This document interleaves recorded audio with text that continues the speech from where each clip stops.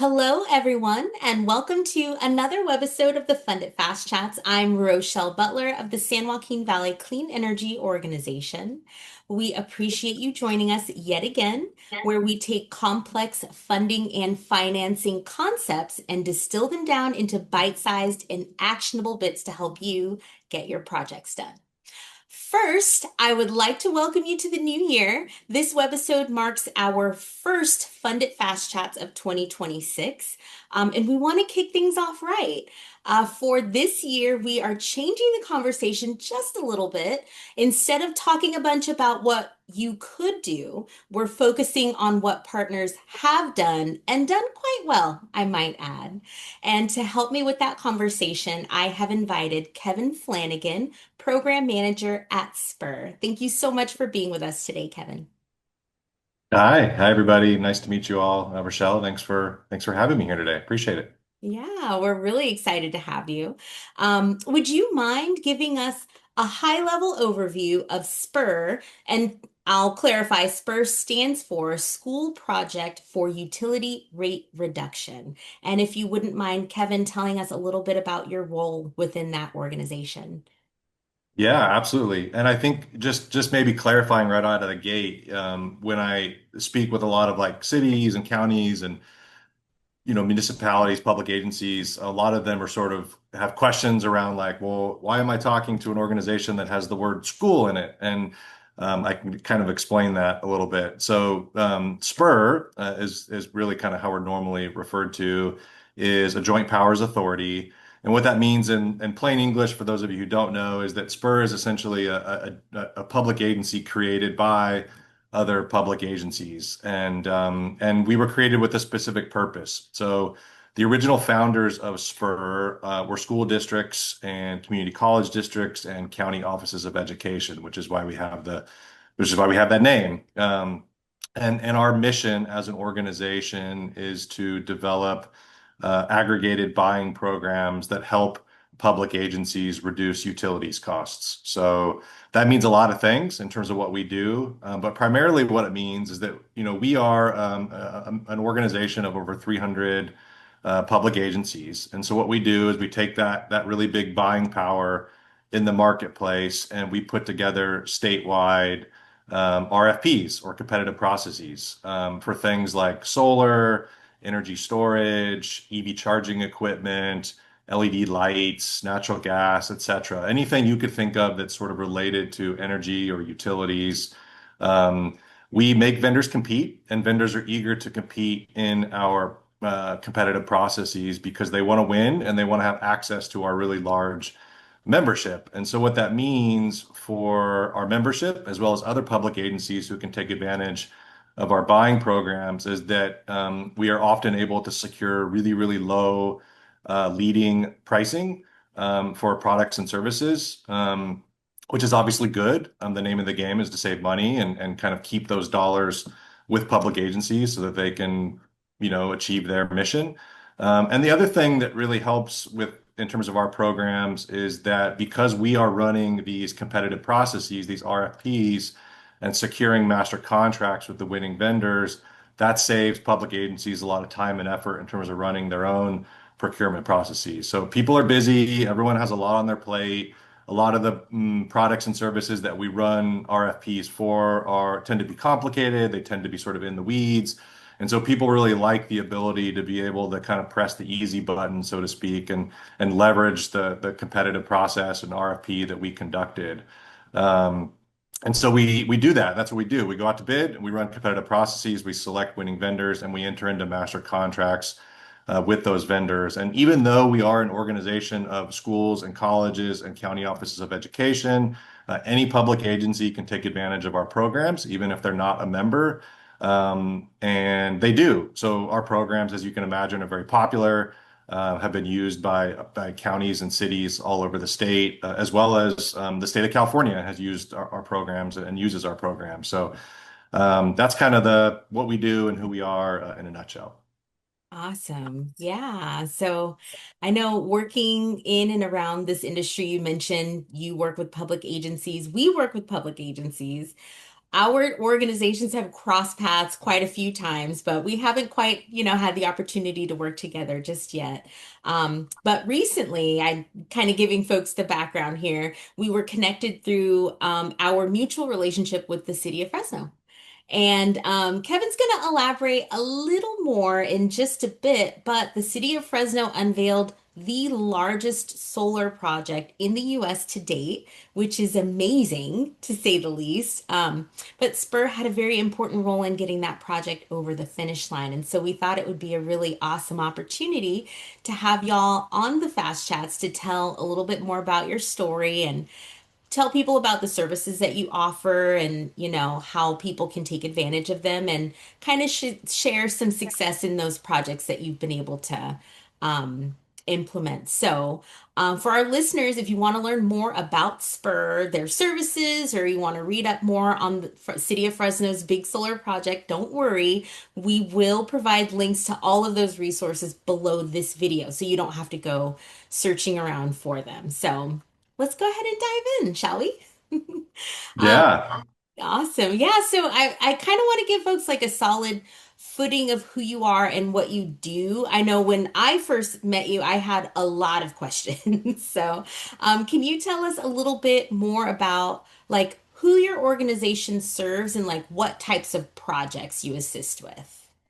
It's a good question. I think in general, the answer to the question is we work with public agencies, so big and small across the state, cities, counties, school districts, community college districts, water districts, port authorities. I mean, any public agency in the state, we work with them, and it's interesting because so we solve this kind of like unique problem in the marketplace, which is this procurement problem.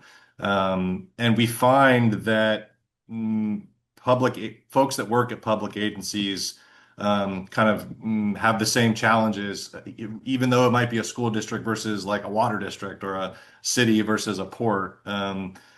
Like I mentioned earlier, everybody's really, really busy. And, a lot of people that work at public agencies are sort of asked to be experts on so many different things. And it's really difficult. And the fact of the matter is that like energy and utilities related products and services tend to be really complex. And that's partly because like the utilities make their rates really complicated, and then you have rules and regulations at the state that are sort of complicated and always changing.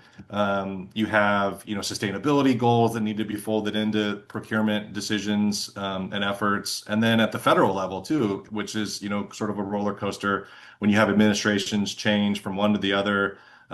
Congress passes bills and that changes like tax incentives and the availability of grants and funding. And so not only is this stuff like really complicated on its own, but it's like always changing. And quite honestly, it's like even a challenge for us here at SPURR, whose main job it is to kind of like track all this stuff. It's even hard for us to kind of stay up on this stuff. So getting back to your question, like we really like to think of ourselves as a resource for public agencies who are having any sort of issues or frustrations or challenges when it comes to buying or procuring energy related services and products. So one of the best examples is solar. So, buying a solar project is kind of like a big undertaking. And that's why, like, for example, a lot of consultants exist out in the world who help folks with these kind of processes.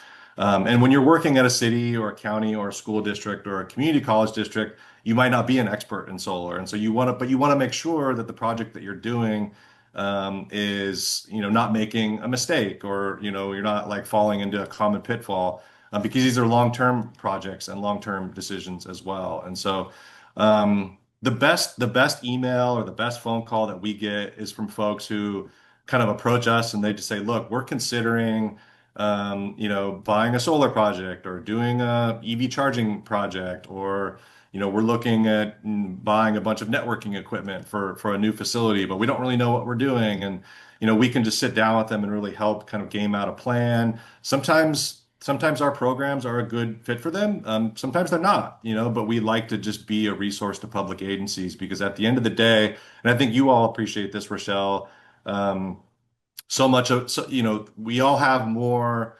power and can be more effective when we share information and when we help each other out and we're not like kind of living on these islands, trying to figure all this stuff out on our own. And so we work with big cities, like you mentioned, the city of Fresno, and I think we're going to talk a little bit about some of the stuff we did with them in a little bit. We work with tiny little public agencies as well. So we like to work with everybody. We are happiest when we're helping people kind of solve their problems and answer their questions. And, my day is better when I can help someone else, have a good day as well, because oftentimes, we're good at one part of our job, but we really need help in other parts of our job. And that's true for me too, as well. And so that's kind of like how we like to see ourselves. And at the end of the day, that just means helping people out and working with folks. So if you have questions or concerns, you're interested in our programs, or you want to just, you have a question about like a utility rate or something like that, we encourage you to reach out and just reach out and ask us if you need help. Awesome. Well, we are really thankful for the work that you do, and it's kind of funny. You mentioned something a few seconds ago. It brought an image to my mind. I don't know if you remember the commercial where you hit the button and it goes, "That was easy." All right. So, yeah, I do want to talk a bit about the City of Fresno solar project. So, the one that's kind of hitting the headlines right now is the Solar Energy and Smart Battery Project. It supports operations at three sites, the Fresno Clovis Regional Wastewater Reclamation Facility, and two surface water treatment facilities as well. So the project is expected to save ratepayers over $122 million by 2045, which is massive. And just highlighting the Fresno Clovis Regional Wastewater Reclamation Facility, it is the largest commercial solar and battery project in the US to date. So it's really awesome to be able to say those things about our little city of Fresno. So, Kevin, would you mind kind of taking us through SPURR's role in supporting the city with that project? And how did you come to work with the city of Fresno?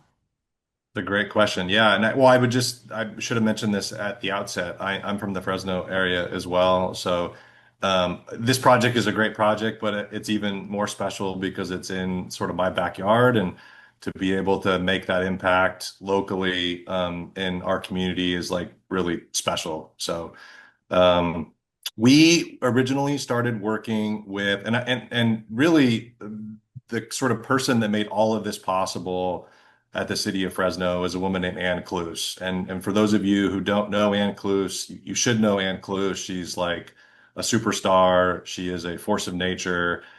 Without her and her vision and her effort, these projects may not have gotten built. And so I just wanted to give her credit up front for that. Um, so we originally had a meeting with Ann Cluse to discuss solar and energy storage options at the city. The city had been, for lots of reasons, and it's complicated. The city had been a little bit behind in terms of adoption of solar. And so when Ann kind of took the job at the city of Fresno, I think she took it upon herself to really move the city forward. And that's really what she did. I mean, the city now is like a leader nationwide in terms of solar deployed. And so what we've done over the past 5 years with the city of Fresno is nothing short of incredible. And again, credit to Ann Cluse. But the first thing that we did, and I think people find this really valuable, is when you're considering a solar project, it's really hard to know where to begin.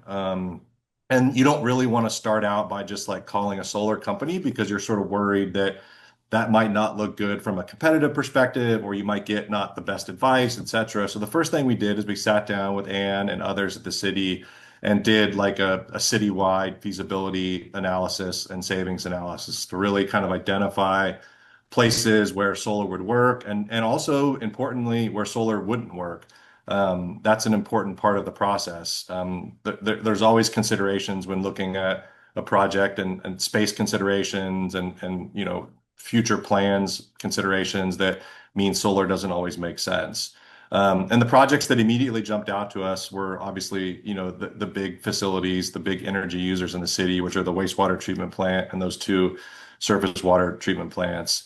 And so we started putting together that feasibility study and showed them that by leveraging the master contract that we had and the pricing that we had in that master contract that they could save a considerable amount of money. And that's really important too. So one of the things that when folks look at solar or really any energy related project, it's often looked at from the lens of like savings, like how much can I save in year one and how much can I save over 20 years or 25 years? And that really becomes kind of the rationale and the reason why people move forward with these projects. And I think one of the things that we do that people appreciate is that when we put together these savings analyses for folks, we use really conservative estimates around how much the project will save them. And so we don't sort of overpromise like, oh, the utility rates are going to go up at this, crazy amount for the next 20 years because they might not, right? And what we don't want to do is sort of overpromise and end up in a situation where the project doesn't sort of meet expectations. And so we use really conservative estimates around how much the utility rates are going to go up. And our view on that is that if a project looks good, even with conservative assumptions, then it'll look even better if those conservative assumptions don't really work out that way. So, and that's a good problem to have, right? Yeah. Saving more money than you thought. So we identified the projects at the wastewater plant, surface water treatment plant, and started to kind of they were interested. And again, credit to their city council and to their mayor, who also saw this as an important step toward not just sustainability, which is obviously very important, but savings for their ratepayers. I mean, these projects will directly impact the utility users' rates in the city of Fresno and keep those rates down, which in this day and age is important. Affordability is a big thing, and these projects will directly impact the city's ability to kind of keep these rates down. But the coolest thing about these projects, I think, is that the city was able to deliver these projects without any sort of upfront capital. They didn't have to spend their own money. They didn't have to borrow money from a bank or the ratepayers or their citizens. And I think that's a common thing. Like a lot of people will look at the City of Fresno projects and they'll say, "Oh, well, the City of Fresno's got a ton of money. Like they can do these big projects. But we're a smaller public agency and we can't do that." And that's not true. So the City of Fresno obviously has a much bigger budget and a bigger tax base than a lot of smaller cities and counties, but they still have cash issues as well, right? And so these projects were delivered through what's called a power purchase agreement or PPA, wherein the developer of these projects, a private company, they leverage their capital to design, build, construct, and will operate these projects for the next 20 years. So the city of Fresno was able to deliver these projects without borrowing money, without using any of their own money to do it. And I think that's just like a huge win for the city to be able to deliver the kind of savings that they're going to be able to deliver without having to spend any money, which means that money can then be spent on other things to otherwise serve the citizens of Fresno. So it's a really great project. And one of the cool things about the project was a few months ago, the city of Fresno has a sister city, has multiple sister cities. And one of the sister cities from Germany, Munster, was very interested in the projects that we worked on. And they came out here from Germany. We met with them. Rochelle, you were there. And we got to kind of talk about these projects, talk about how they were delivered, and then go out and tour them and look at them and show them what we had done. So I think for the city of Fresno, it's great, not just from like a utility savings perspective and a sustainability perspective, but people like Ann Cluse are really kind of a model for the world, really in a lot of ways on how these projects can be done, which is for me and our organization like a really cool thing to be a part of. Yeah, that was a really awesome experience. Yeah. Yeah, hanging out with the sister cities and learning a bit more about how they approach energy efficiency and keeping their, rates down. And, at the end of the day, it really is about keeping as much of that funding as possible so that you can reinvest it back into your community, right? I think some people may not think of it in this way, but the city of Fresno is actually PG&E's largest customer. And that's not driven by population at all. It has a lot to do with our climate and, how much we pay to keep ourselves comfortable and safe and healthy here. And so, yeah, a project like this is going to have a huge impact over the next, so many years. So we're really excited and proud of the work that you guys have done. So it's been awesome. And you didn't start out the gate going big. You guys have actually done some other solar projects with the city of Fresno as well. Do you want to kind of talk about that a little bit or? Yeah, absolutely. And I think so the wastewater plant and the surface water treatment plants, those get a lot of the headlines because they are big and they're great for press releases and things like that. And ultimately, like I mentioned, they help the ratepayers of the city of Fresno sort of keep their rates low. But we were also able to do, projects at police station and a fire station and their bus, transit facility is utilizing solar as well. So it was neat because and their animal control facility. So it was a good story in terms of being able to have an impact across the city, not just the Department of Public Utilities, which controls the wastewater and water treatment facilities, but all the other departments at the city could sort of take advantage of our program, realize savings, not hundreds of millions of dollars of savings like those three projects, but still meaningful material savings, meet sustainability goals, and again do that without any sort of like out-of-pocket expenses. So again, just like a citywide impact is need to be a part of it. Absolutely.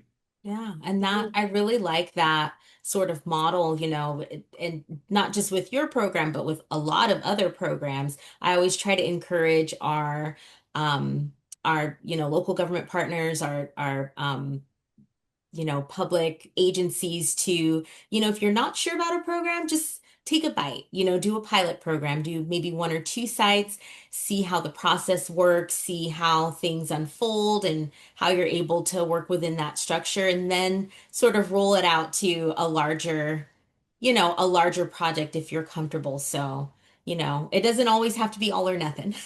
Absolutely. Absolutely. Yeah. These things take time too to roll out, and sometimes it's good just to dip your toe in the water to see how it works. Yeah, well, you have been fantastic, Kevin. Thank you so much for being with us and taking time out of your very busy day. I'm sure you've got a lot on your plate and, going into the new year and people are newly motivated to start projects. So, um, Yeah.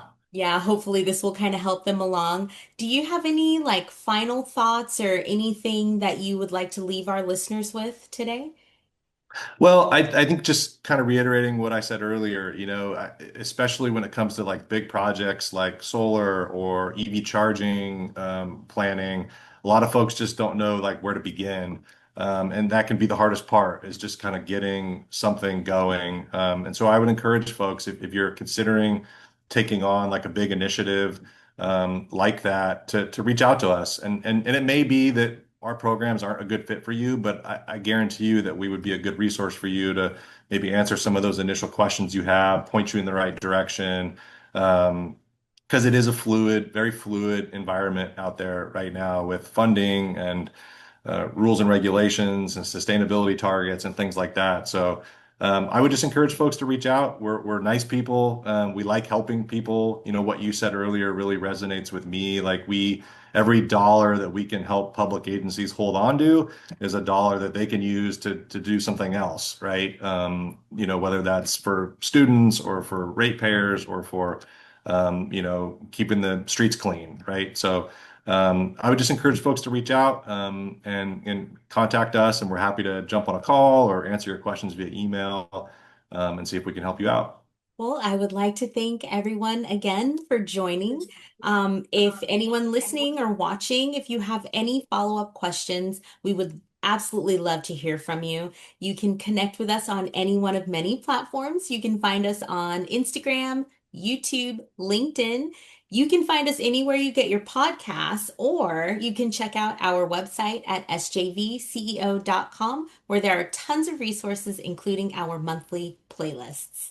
Until next time, everyone.